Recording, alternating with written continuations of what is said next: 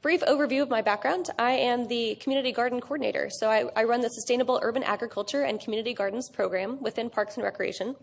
I've been doing that for about 1.5 years now, which has been pretty exciting. Before coming into this position, I worked quite a bit with Green Corn Project and worked as well at the Lady Bird Johnson Wildflower Center in the Landscape Restoration Unit. So I've been doing landscape work for a little while. Before that, I did emergency management. Got a little bit tired of having a pager that went off at all hours. So I'm very much enjoying gardening, where there is not as many emergencies, aside from the occasional burst water pipe. It's not as bad at all. I do manage 14 community gardens on city property, as well as 5 senior gardens, and those are connected to the senior centers and rec centers, as well as other pieces of city property. We're trying to expand into not just parks and recreation land, but also watershed department land. We have quite a bit of floodplain land you all might be aware of that we're trying to branch out into having more community gardens in the floodplain. There are some unique restrictions that come with doing community gardens in the floodplain. One of the community gardens we've recently put in at Cherry Creek, which is just south of Westgate, south of Ben White, near Baton Loop. And that property, 31 homes were bought out in a partnership between FEMA and City of Austin. And some of the residents who used to live in that area are now going to be able to come back to the community garden, which is kind of an excellent linkage and a way to maintain community in the aftermath of a buyout situation, which was mandatory. So that's been exciting. One of the unique challenges for that garden is that everything had to be raised up 18 inches. So if you all end up doing any sort of work in the floodplain, you'll have to really be aware that there are very unique restrictions for gardening or landscaping in the floodplain. Any new soil we brought in, we had to remove that exact same amount. So bringing in 60 cubic yards for gardening, we had to actually remove 60 cubic yards first. So, I mean, that was part of normal site grading and prep work, but we also had to be very careful about how we're measuring it to have no new soil added to the floodplain. And then just the shed itself, any garden beds, all of that had to be raised up 18 inches. So I say all that to say that we are expanding into new avenues for community gardening, which is kind of exciting. So I'm not sure if my partner, Chris Sanchez, will be joining me today, but otherwise, if it's just me, that's all right too.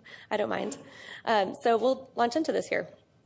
I've got a presentation on alternative gardening and watering methods. These can be used for both vegetable gardens and also for non-vegetable gardens.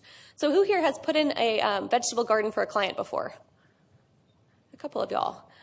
Do you guys have businesses where that is something that's becoming more in demand, or is that something that you yourself have chosen to do? Is that something that clients are asking more for? Mm-hmm. You suggest it. I love that. Perfect. Yeah, so later today, Colleen Dieter is talking about sustainable landscaping with tough Texas herbs, which is another great way to integrate more edibles into the landscape. It's a really, I mean, not just in terms of food for wildlife, but also food for humans. It's important, after hearing Edwin's talk, to kind of think about food insecurity and growing local food, and how we as landscape professionals can try to integrate more food into your landscaping activities. I think it's a really nice symbiotic linkage. Sure. I'm so thrilled to hear that. If anybody was at the Sustainable Landscaping Grow Green Day last year, we had Zachary Harrigot from Yard Farm spoke up about his work with fruit trees, and that's a wonderful way to integrate more edibles into the landscape as well. People do enjoy that too. All right, so I'm very happy to launch into this. Let's see. All right, so my brief overview, I'm going to talk about types of veggie garden beds, talk about square foot gardening, companion planting, the double dig method, garden templates, and places to find some of that online. Cuba Culture, a German term that you all might not be aware of because I didn't know about it until just recently, oyas, and wicking beds. And I'll go through all those in a fair level of detail. All right, so starting off, types of veggie garden beds, and this could also apply for non-veggie beds as well.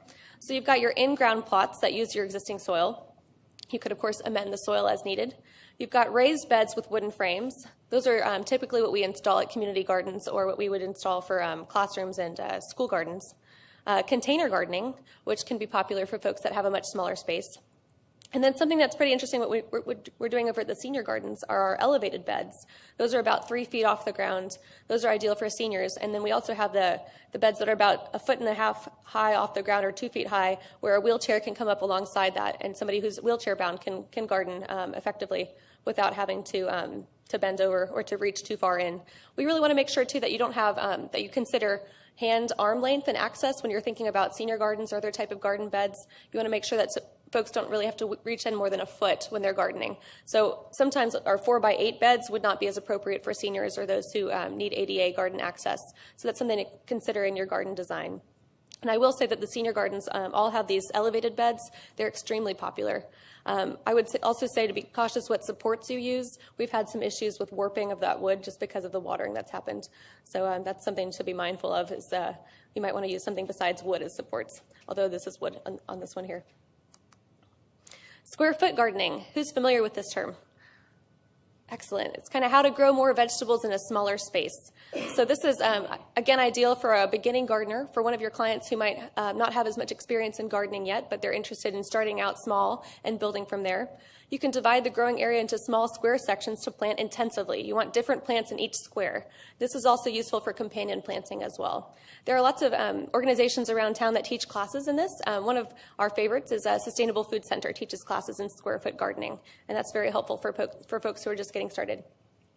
Chris, you're welcome to join me if you'd like. This is my colleague, Chris Sanchez. He's from City of Austin Parks and Recreation Department as well, and he's with Zilker Botanical Garden. And he's a permaculture expert. So his bio is also on the page here. But Chris is really excellent at figuring out how to grow more things in a smaller space. So I think he might have some stuff to say about square foot gardening as well. You're welcome to jump in anytime. Sure. Square foot gardening, another good trick to it is thinking about the different vertical layers that you can incorporate. So you can see this commonly as like growing up fences with berries and vines. And then also you can see it at like Zilker Botanical Garden, to where we'll have one special, very special thing about our botanical garden that sets it apart from a lot of the rest in the country, is that we have large canopies covering a large percentage of the garden. I'd say somewhere around 70 to 80% of the garden has a lot of heritage live oaks. Some of them are over 30 inches in diameter. So we're growing in a lot of shade. And then also with companion planting, you can work with shade-tolerant plants and work your way up the vertical layers, because that's the way to go to get the most polyculture diversity between plants. Thanks very much, Chris. Next method I'm going to talk about is the double dig method. And I've learned double dig method from a group in town called the Green Corn Project. This is one of the better ways to really ensure that you're aerating the soil properly and that you've got a well-drained bed with deep, loose soil. So I think this diagram does explain it pretty well. You want to go down about a spade head's depth and just dig out one trench. So this is a 4x8 bed. You're digging 4 feet by 1 foot, so 4 feet wide, just a whole trench. And you remove that first trench and you actually just take it and put it to the side. Then you want to go down after that. So spade head depth is probably about 12 inches. So then after that first 12 inches, you want to loosen the next level of soil quite a bit more and set that soil. You're going to loosen that subsoil with a garden fork or other tool. And then you're going to move that first, leave that there and then move. So I don't know if you can tell here. I've got a pointer. Do I have a clicker in here? Let's see. Nope. Maybe not. All right. That's all right. So we're going to move where it says B over to where section A was. And so then you're just literally moving one trench into the next level to really ensure that you're adequately turning over the soil. And then you can return that topsoil with any added amendments such as compost. And then, so you're going to keep moving throughout that garden bed. So if it's 4x8, you're going to dig 8 1 foot by 4 feet trenches, move that over a space, move that over a space, move it over a space until you're all the way done. And then you're going to fill the last trench with the soil excavated from the first trench.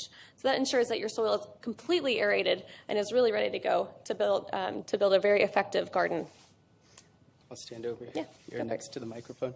And this double dig method is very labor intensive. So it's only done once, because whenever you are flipping the soil and loosening it, you are in effect cutting off the soil ecology and the soil food web that's already existing. So tilling seasonally can be very detrimental to the soil life and all the microorganisms. So whenever you use this method, it's a single till, and then from there on out, it's a no-till garden, to where you just layer organic matter to cycle the nutrients. All right, so moving on into garden templates. I'm not sure if you guys have worked with garden templates before, especially when you're working with a client who wants to know exactly what's going to go where and how the succession of that garden is going to work. Some of these websites can be very helpful for garden templates. One of my favorites is the demogarden.org, and they've got dozens of templates for what you might want to plant in just a 4x8 space. So these are all things that go very well together. You've got summer-only gardens, spring-only garden templates. It's just nice that somebody else has done the planning for what goes well together already, so you don't have to reinvent things necessarily. Do you have any thoughts about garden templates? Do you guys use them over at ZBG? Yeah, these templates also incorporate companion planting, which we'll touch on later, which are plants that work well together, supplying each other nutrients, the nutrients that they need, and other adaptations that they need as well, which we'll go into more details later. But this is kind of just a guide to where you can go ahead and grab a template and move from that template instead of having to assemble one yourself. And these are already set out for the local area. And then we've also got the kitchen garden planner, and this is useful as well for your backyard garden. So this is kind of nice because it's a drag and drop format, so it's kind of fun to actually do with a client or do with a school if they're planning out how their garden's going to look, because you can customize it based on what vegetables you'd like to go together, and also figure out how much space everything's going to take. So that, that's always really important, is to figure out how much room do tomatoes take? How much room are watermelons going to take? If you've got things that take up too much space and you end up with a very crowded garden, some of your clients might be a little bit more, not as excited about having to try to weed through everything to get to what they want. Does it include rotational? Yes. Yeah.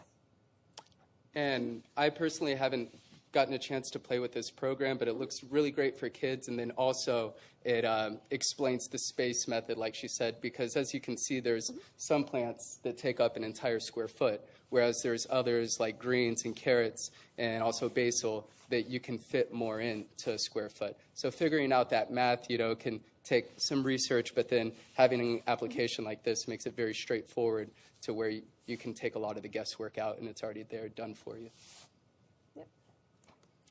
One of our foremost garden resources that we absolutely have to mention is the Texas A&M Agrilife Extension Program. They've got both this vegetable garden planting guide, which can be really useful in working with clients, figuring out what month is it, what do we want to plant right now, and what kind of growing season does this type of vegetable have. So I absolutely recommend going with this guide to anyone that you're working with on planting a vegetable garden. It's one of the most helpful tools I've found. So Daphne Richards is our county extension agent for horticulture, and she also manages the Master Gardener program. They even have a hotline that you guys can call and get more information about anything that you're trying to plant. I'm not sure if you guys are familiar with the Master Gardener hotline. It's actually not just for vegetables. It's also for anything that you're trying to grow.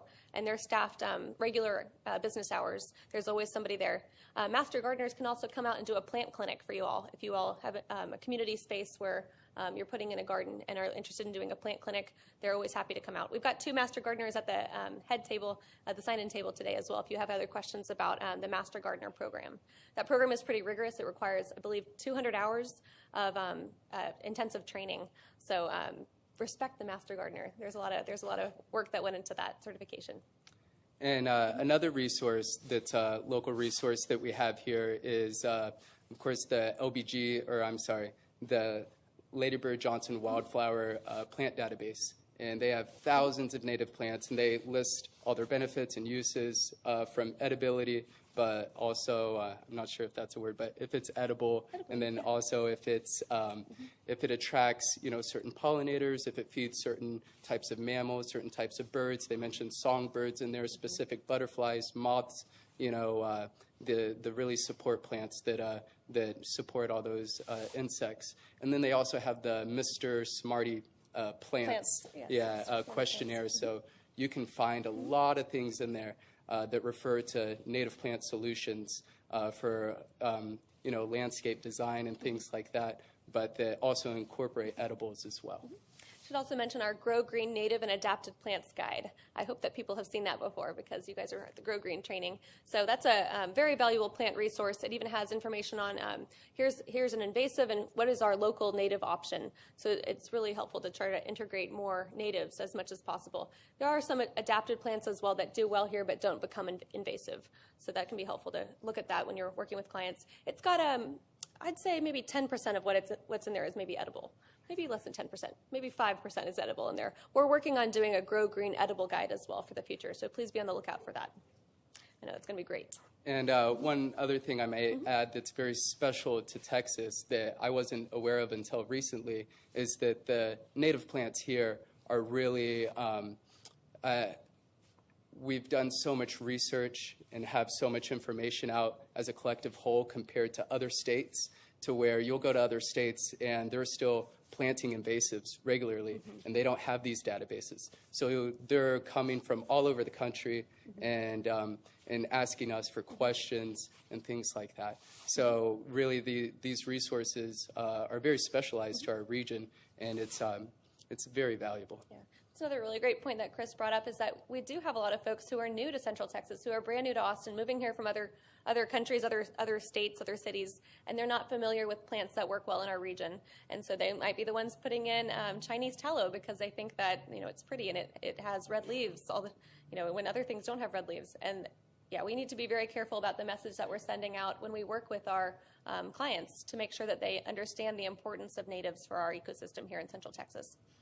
Yeah, I think it's really incredible that I've seen, native plant beds go from, city easements, and now they're being incorporated into like HEB parking lots. And you'll go and you'll see Jerusalem sage and different herbs and even prickly pear and, even plums. I think that they have plums growing in the domain, and it's just beautiful, to see all these plants that are drought tolerant and they thrive. And a lot of those plants, all four of those that I just mentioned, have culinary and medicinal uses and also edible as well. I will say as well that somebody once asked me, since I run the community garden program, if we could have a community garden that was just native.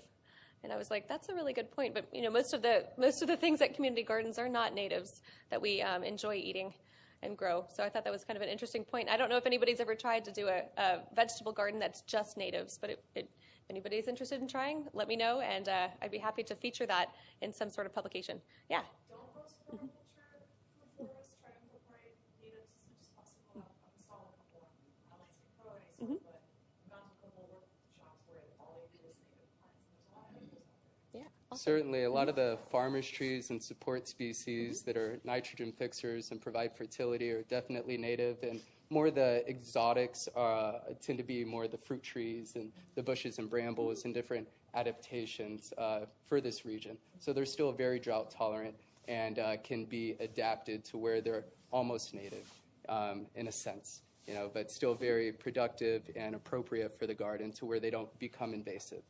Yep. All right, moving on to the idea of companion planting. Has anybody heard this term before? Yes, maybe?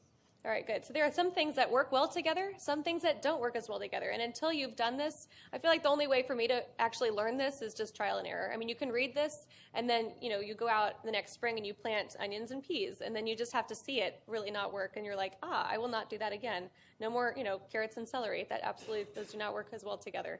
So, and then once you learn which ones are more compatible, it's just fascinating to try to figure out how to integrate those into successional plantings, and also trying to figure out, with a limited amount of space, how to integrate those companion plantings together. And on another note, there's also ways to block out pests with plants as well, which is a big thing that we're looking into at Zilker Botanical Garden, because our vegetable garden just gets chowed down by all the different animals and also insects, because we have so much habitat created from the large canopy trees all the way down to the understory of the garden. And then you put very delicious veggies in there, and they just get munched up. So there's aromatic pest confusers, which are a lot of herbs. Anything that has really strong scents tend to distract a lot of insects and veer them away. And then same with mammals as well. So things like that are like yarrow and rosemary and mint, and a lot of these Lemongrass is really good. Yeah, lemongrass. A lot of them have culinary spices and edible values to them as well. Then marigolds as well for just overall pest prevention. Marigolds can be wonderful. That's a very good question. Deer is a little bit different. Some of them do fall into that category, but as you know, deer are almost like goats, to where they'll eat pretty much anything. But there are lists of deer-resistant species that people plant around their garden beds, and those tend to be more of like thorny varieties, what's the red berry? I just spaced on it. Agaritas. Agarita is one, prickly pear. Also, using your bushes and brambles, like if you'd like to grow blueberries and raspberries and things like that, create a perimeter of beneficial species that are surrounding your garden that you wouldn't want to walk through yourself or pass through yourself, or that a child would say back away from because they see thorns. A deer would do the same thing, especially if they took a bite of it. Yep. If I may, there are some somewhat morbid ways of keeping things out. Using urine or any type of blood. Well, it's like an aromatic way that you're like, well, something happened here. This is not the area I want to be in. And I've heard those work. I'm trying myself, but it's a lot. Yeah, I'm looking forward to experimenting with that as well. I haven't tried it yet, but I want to create a calendar for the botanical garden because we're really trying not to put up a fence around the vegetable garden so then it's very open and attractive. So I'm looking at cycling a lot of those repellents. So things from crushed red peppers and like the blood and the urine and things like that. So then those scents don't get overused. So because what happens is, animals tend to figure it out sooner than later. And they'll be like, oh, okay, I can still come in here. But then if you keep changing it up, I want to try and have around 8 to 12 different regimens that cycle through on like a 3-month basis would be really nice. Yeah. Question in the back. Habaneros are safe. All right. That's another thing that we've been successful with is growing a lot of peppers. And that's another thing that we're going to try is growing peppers and alliums like garlics and chives. And then within the middle of those beds, put more of our, desired species. Susceptible. Yeah. Less deer-resistant species. Yeah, I tried growing the Three Sisters last year and ended up having to put them in 6-foot-tall tomato cages. And then, and it was incredible. We had the squash. I mulched it over to protect it from the squash vine borer. But then there was something coming through and digging down inches of mulch just to get to that thick vine. They just chew through a little bit of it, enough to kill it, And so if we have all those layers, it's like, they'll go through one layer and they may be used to it, but then they'll hit another layer of something. So it's all about Confusion. building up multiple layers of resilience. All right, so since we are running a little short of time, I'll move on to Cuba Culture. So this idea, if anybody's not familiar with this is actually a German term.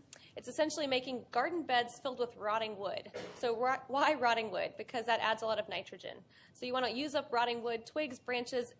Otherwise, you could even use whole trees, although I actually would recommend something that's a bit more broken down than whole trees that would otherwise go off to the landfill and be not as useful. So it's a wonderful way to reuse any sort of yard debris or yard waste.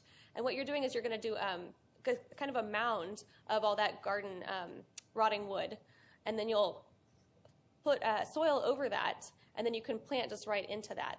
And so after 1 year, it really does start decaying and breaking down quite a bit more, and then it can fertilize that entire garden bed. And so it's a little mound about 2 feet high at the most. I mean, I'm trying to think how high. They can get up to 4 feet, 4 feet high, but a lot of them around here are done about 2 feet high is a common way to see it. But they also build them very high, so then they're accessible, and then you have a lot of different microclimates.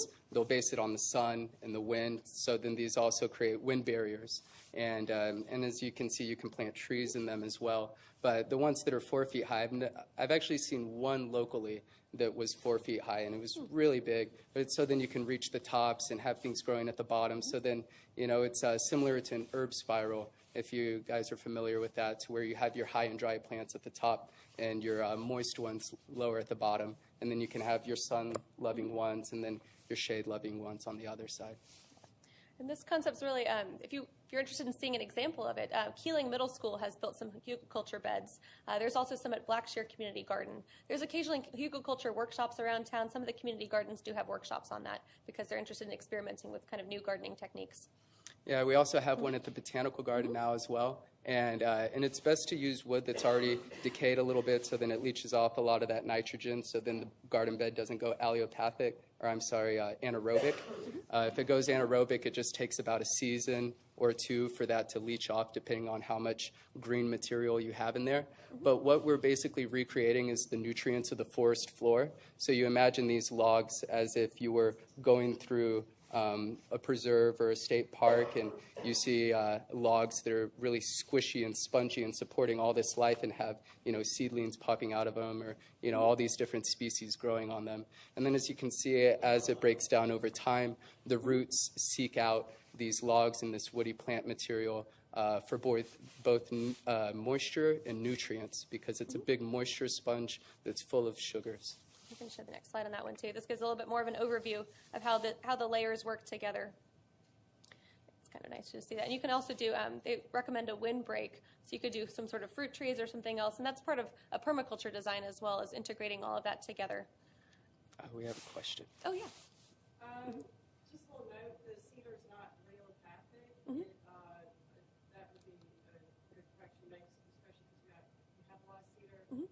It just has a lot of oil that takes about 9 months for it to start breaking down. So if it was an older cedar log, at least probably like a year or two old at least, then it would be okay. So cedar could be used if it's older. All right, we appreciate that feedback. Thank you. Fantastic.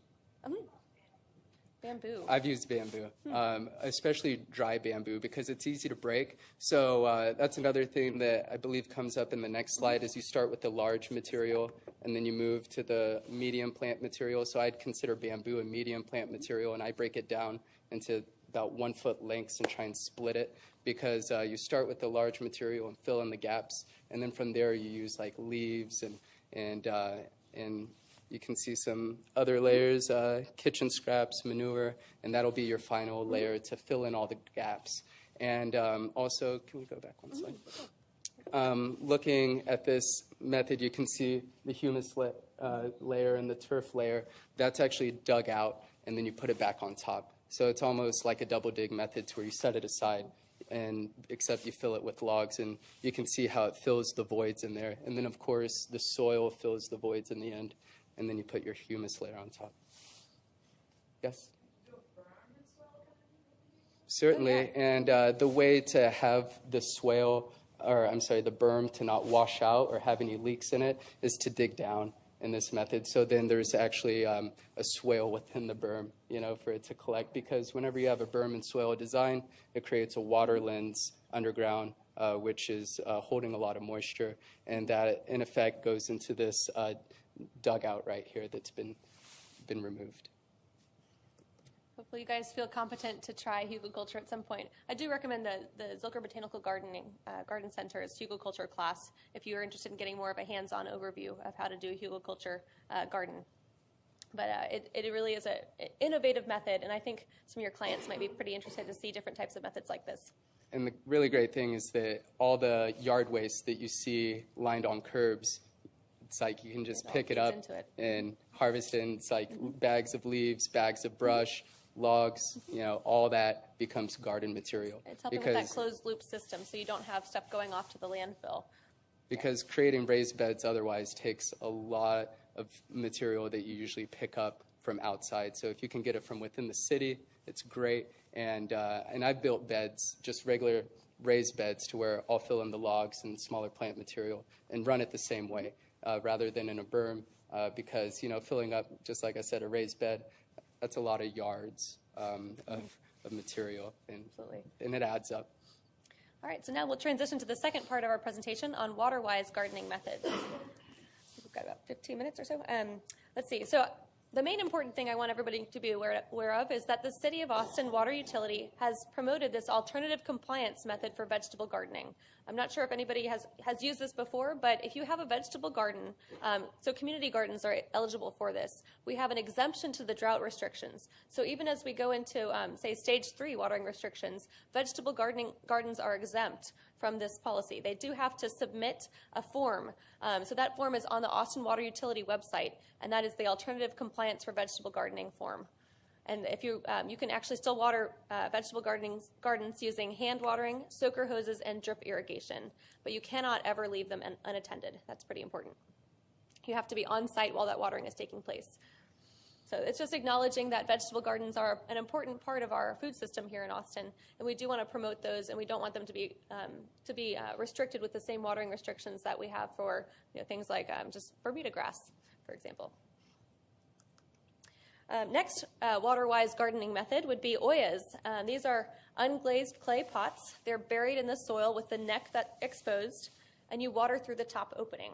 Have you guys used oyas at Zilker Botanical Garden? Yes, we also have a demonstration of oyas, and that's actually our most successful bed right now. That's one that's thriving the most. And the way that the water wicks out is through the pores of the unglazed pots. So just like how in a Cuba culture, the roots will seek out the logs, with oyas, the roots will seek out the oyas and essentially wrap around the oyas. And this is also a very old method that is coming back, and same with food forests, a very old method that dates back. So it's really great to see these drought tolerant techniques being implemented again today. And what would be the radius that people would want to use? Like how many oyas per how many square feet, or what kind of diameter would they use? I believe that each oya can go up to a 4-foot radius, and then you just space them out to where they're able to cover that. So you'd have them about 8 feet apart, and then in a staggered method. But then you can also place them in raised beds and things like that. And they have various sizes of oyas as well. So you could use one bigger one and then have kind of 4 smaller ones on the perimeter, just depending on how much watering you need to take place over that amount of square footage. So oyas, there are several different companies around town that sell them.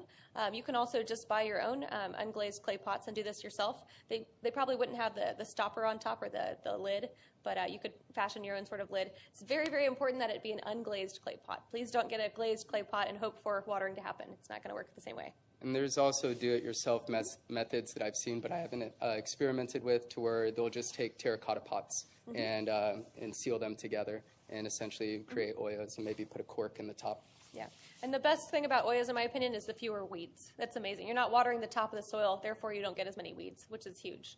So save yourself time, save yourself a lot of effort, and go with oyas, because this is one of my favorite gardening methods, absolutely. All right, so moving on to the next one. Oops. Wicking beds. We have a wicking bed at Zilker Botanical Garden. Cullen Finnegan is one of our irrigators there who helped to put this in. I know that Chris sometimes works on that bed as well. And the wicking bed was installed maybe 2 years ago. Is that right? Yeah, I'd say about a year and a half, 2 years ago. Okay. So the wicking bed has several different layers involved. And this was, we've got a whole series of slides on this on the Zilker Botanical Garden. Actually, we've got a separate presentation that we do on wicking beds. So if you guys are very interested in wicking beds, we can give you a lot more detail and information about how that exactly, the different stages take place. I do recommend having a team of people because there are several steps involved. So essentially, you're adding a PVC pipe down beneath the soil to water underneath the soil that'll filter up. So it's sort of almost like oyas in the same way. You're kind of building an oya type situation. So you've got the PVC pipe sticking up where you can still add water to the top, and it's going to drain down, and it's going to filter out into the pipes that underneath the entire garden bed and through the soil. It's a bottom-up method of watering as opposed to top-down. So the different layers that are in here, there's a 2-inch leveling sand base down there. There's a pond liner, or another kind of very thick material. You can use a lot of recycled materials for this. Somebody was telling me that they've used campaign election signs that were left over because they're kind of that really sturdy plastic. So they're all right. That's one reuse method. 6 inches of washed pea gravel or something similar, small rocks. 4-inch perforated pipe. That's just your standard PVC pipe. You've got a filter fabric, landscape fabric in there, another 2-inch sand layer, another filter fabric layer, and then you've got your compost or your soil on top of that. Does that make sense to y'all, how there's just all these different layers and it's going to filter upward from watering through that tiny hole that's stuck at the top there? And it's really just a reservoir layer with a permeable barrier and then a soil layer. And what you have is your fill tube, and then over to the left there's actually an overflow, so then whenever you reach the top of that reservoir, you can see the water overflow out, so then it doesn't go anaerobic. Absolutely. So showing another picture, just showing some of the construction there. So this is at Zilker Botanical Garden, and I do encourage y'all to go there and check it out. I believe that there are a couple little informational signs as well. I also at one point built a small wicking bed model that's in plexiglass. So that's also at Zilker Botanical Garden, just showing the different layers that work together. But yeah, you can see the size of the pipe there and how important it is to try to figure out what kind of coverage you need to ensure. So what kind of pipe system you want to put in to ensure the adequate coverage of water coming up. And also, growing beneficial fungi is really becoming popular within the gardening community, such as edible and medicinal fungi like oyster mushrooms, and they seem to do extremely well in wicking bed methods. Excellent to know that. All right, so going back, kind of brief overview here. We've talked about a lot of different gardening methods and watering methods. There are resources around town for planting assistance. Some of our local nonprofits have excellent classes on that. Sustainable Food Center, Green Corn Project, the Wildflower Center, Zilker Botanical Garden. Please do seek out those resources for free or very low-cost classes that can help you with that. I also encourage you all to, of course, check out our Grow Green Native and Adapted Plant Guide. That's one of our best ways to get the message across about how important natives are for our local ecosystem. And if you, of course, need any Grow Green program support, the Grow Green team is here at the City of Austin, is very happy to help you. Do we have anything else that we'd like to add about alternative gardening? I know you had a couple more things, maybe. Oh, no, I think that's great. A lot of the things that I've been finding the most useful for a resource, like I said, is the LBJ database, Lady Bird Johnson Wildflower Center. And then also, if you're interested in the biodiversity of different plants and different organisms, there's 2 volumes out of books known as Edible Forest Gardens, and you can pull the PDFs up online. And volume 2 has an appendix full of, they have like a nectary calendar for different flowering plants throughout most of the year. So then you always have pollinators in the garden. And then it also provides different niche requirements for beneficial organisms. And it goes into all the different beneficial elements of different plants, like the aromatic pest confusers, nitrogen fixers, dynamic accumulators. And it has all those tables and information already down. It's cultivated for the northeast of North America. But it does reach down just about half a zone from us, so a lot of it still applies. Okay, thank you. All right. Oh, go ahead. What was it? What was that? Edible Forest Gardens, Volume 1 and 2. I believe it's by David Jackie, and you can pull it up online. Yeah, we've also got a couple other recommended books at the end here. How to Grow More Vegetables by John Jeevens is really excellent. That's kind of more your square foot gardening primer. And then the new Central Texas Gardener is very popular as well. We've got time for maybe 2 questions. Anybody have a question real quick? Sure. I'm sorry, can you repeat that? I was thinking about the Cuba culture. Yeah. Mm-hmm. Mm-hmm. It's still rooted in the ground. What I'd actually, well, there's 2 different things that I'd recommend for that. For gardening, I'd recommend inoculating it with beneficial fungi, because fresh stumps like that can fruit for 10 to 15 years, depending on the size. And we've been finding a lot of Ganoderma locally. And we actually found some in the Botanical Garden yesterday, which is red reishi, which is known as like the god of all medicinal plants in Chinese medicine. It has basically like 7 different like benefits, and it really balances out your system, your immune system, and many different systems. But then on another note, I'd also recommend it for fairy gardening, because we have our fairy gardens in the Botanical Gardens, and that's a great way to get children and families involved with gardening, so then they can start planning out design and placement and creativity and building different things. But then another thing you could do with a tree stump is once it's decomposed a bit, you can plant directly into it as well. Yeah, big hole in it. So the other thing with inoculation, like with mycelium, is that it takes criteria, so it'd have to be a fresh cut tree. So since it's already decomposing, I'd recommend planting another tree in there, or especially like a fruit-producing tree or something native. And then also, you can make a fairy garden out of it. All right. One more question. Anybody have another question for us? We'd be happy to stand around here for a couple minutes as well if anybody else has more questions you'd like to ask in person. I'd like to thank very much Chris Sanchez for being here and being very flexible with the time. We changed it just very last minute on him, so thank you very much for being here today, Chris. Thank you all for your attention. All right. Can I add one last thing? Okay, one last thing to add about our programs at the Botanical Garden. If you have any families and children that may be interested in getting involved in garden design and landscaping, we have a fairy home and garden landscaping workshop in May, and that's $25 a kit. We provide plants and plant materials and fairy furniture for kids to, go ahead and get engaged with garden design and just, getting their hands in nature and really connecting with the earth in that way. And they're really small, so then they can be placed on your office desk or a windowsill or in the backyard or on your porch. So it's a really great way to just get started. Absolutely. Thank you, guys. We now have an hour for lunch. Please be back here at 12:45 for our next speaker. Thank you all. Oh, we've got one more thing for you. We do have the stamp for the parking. Please try to spread out your time because there's only one stamp. So maybe some going out, some later at lunch, some this afternoon. We do have that ready. And if you are city staff, I do have a special sign-in sheet for you. I'm sorry I didn't have it out earlier, but it's for train. So we'll see you guys back in an hour. Thank you, guys. Thank you again for your patience. Take care. Thank you. And let's give them a hand. Yeah. I really appreciate it. Yeah, yeah. I'd love to give you lunch. I'm so sorry.